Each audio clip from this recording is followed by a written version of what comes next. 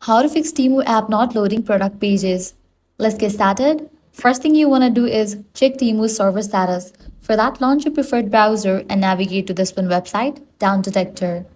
Once you're over here, at the top right, you're going to find this search icon. Over there, you'll need to type in Temu and then search for it.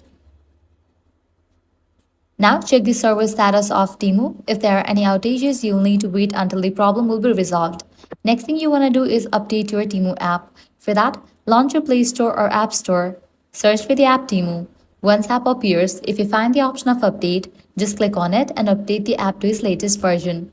Likewise, next thing you want to do is check your internet connection.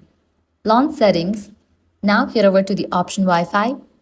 Click on the Wi-Fi network you are connected to. Forget the network, give a fresh restart to your router and then rejoin it. Also, you can switch between network, Wi-Fi and cellular data. Next thing you want to do is disable VPN and ad blockers. Temu may block connections from VPNs or filter scripts. With this solution, your problem will be fixed. If this guide helped you out, do not forget to like, share and subscribe.